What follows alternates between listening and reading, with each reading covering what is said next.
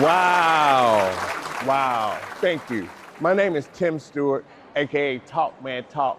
I'm honored. I consider it an honor and a privilege to come in here today and to share my experience, my passion, and my purpose. What I'm going to talk about is my story. I'm just simply going to tell you the truth. I'm going to talk about what it was like, what happened, and what it's like now. So what was it like? I grew up on a 500-acre farm in North Carolina. My grandfather was very prominent in the community. We worked very hard, but now this is in the 70s, early 80s.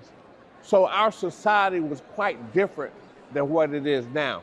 I learned at a very early age to use substance to block out whatever I was feeling or whatever I didn't want to confront. I started smoking marijuana at 12 years old.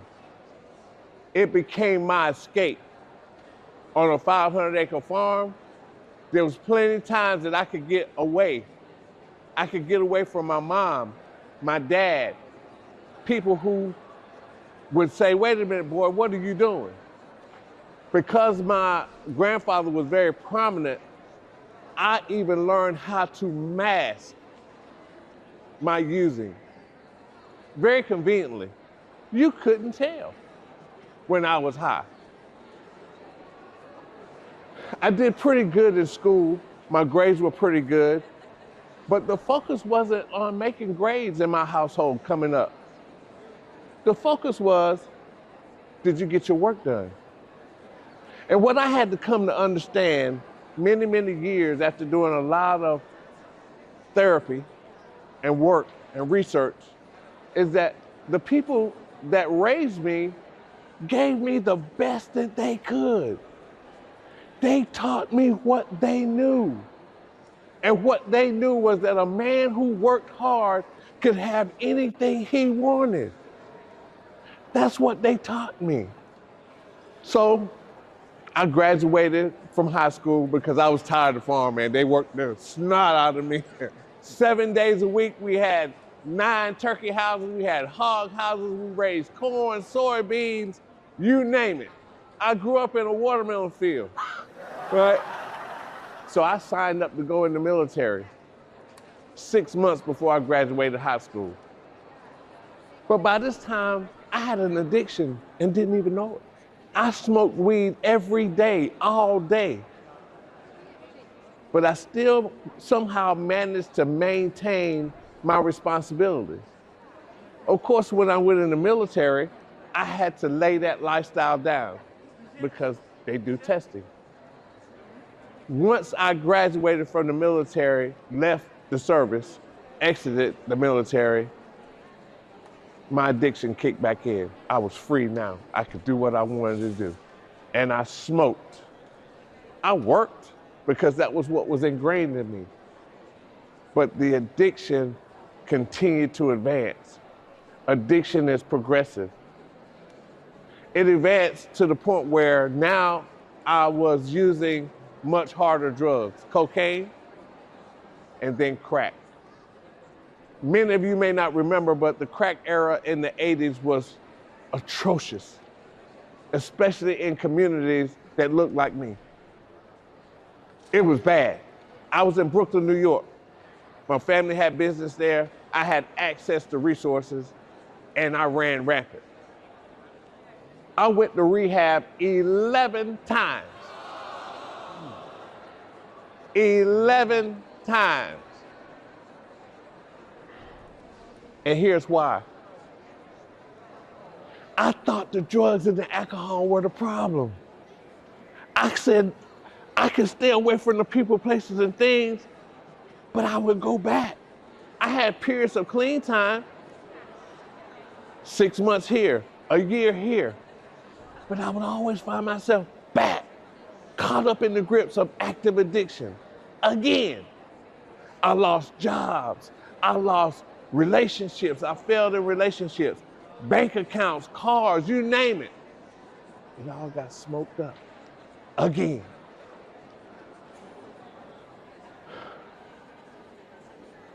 I found myself at 40 years old, and my mom called me in her office one day, and she said, son, I'll always love you, but I want you to know that I bought a $10,000 insurance policy this morning to bury you with, because you ain't gonna make it.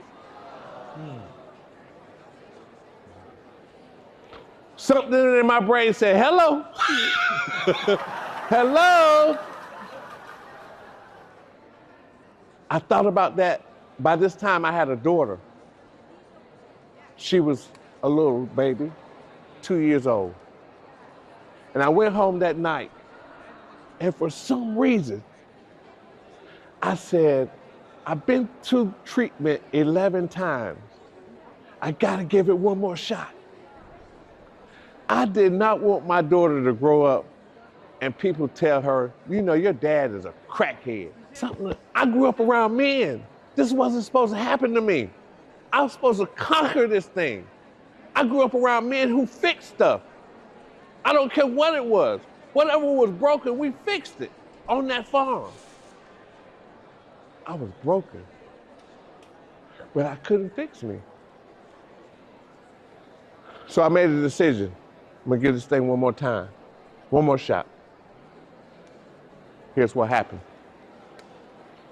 I bought a one-way ticket from New York to LA.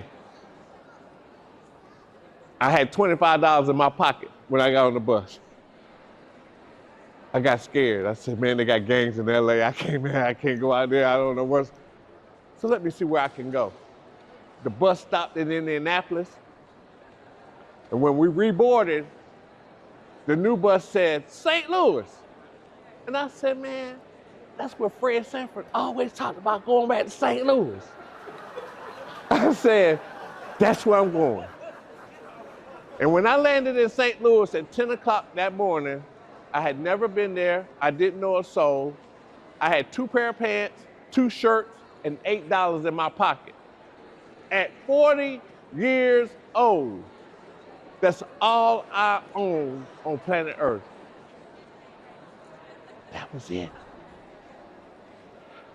And I started over. Long story short, I'm a vet, so I went to the veteran hospital. They had a program. I had to stay in the homeless shelter for 2 weeks before a bed became open for me to go through the program. I slept in the overflow for 2 weeks in the homeless shelter. Anybody know what the overflow is? The flow.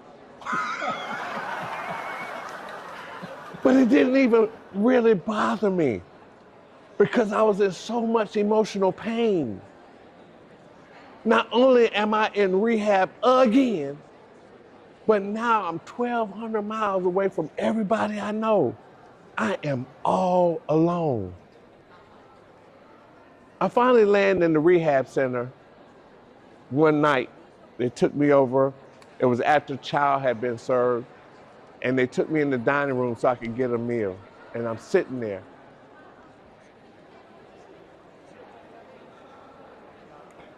And the tears started rolling down my eyes. I was hurting. And I got mad. I got mad. And I hit my hand on the table. And I said, God, why does this keep happening to me? And I received a revelation. Blew me away. The revelation was, drugs and alcohol are not your problem. What? I look around, because this thing is like, it's not audible, but I can feel it in me. Well, what is my problem? I had another response. Your way of thinking is your problem. Well, I'm pretty smart in school, made good grades, went in the Air Force. I worked for corporate America. But yet, I'm 40 years old, I'm homeless, I'm hopeless, I'm helpless, I'm penniless. I am bankrupt spiritually. Maybe my thinking is a problem, right? Let's consider that. And it totally was. What I did after that was I had to make the harsh admission to myself. I could exist. I could survive. I've been in situations, I've been shot, and you name it. I didn't know how to live.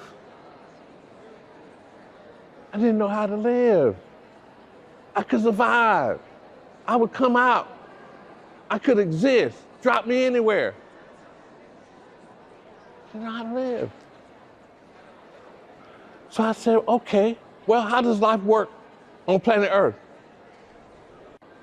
And I found out that as a human, I think, feel, and act, and all of creation is founded on law.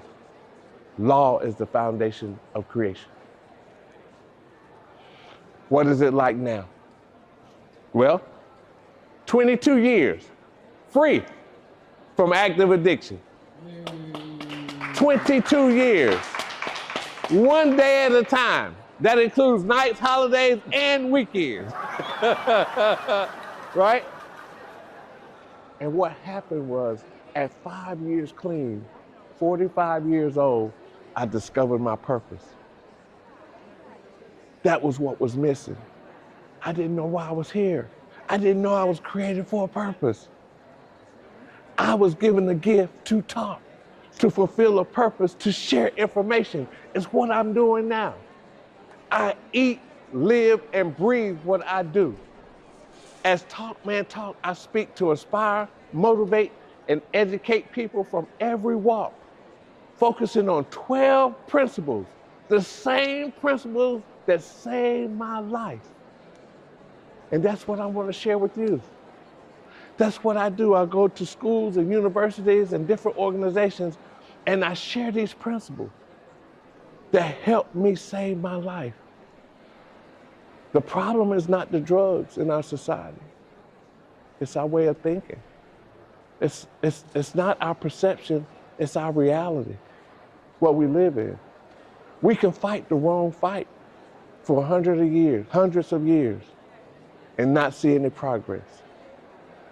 So again, you know, I really consider it an honor and a privilege to come out and share a bit of my story with you today. I've been in admissions, college admissions, for over 20 years now. And what I discovered was the same thing that I dealt with, so many people deal with in their life. They don't know why they're here.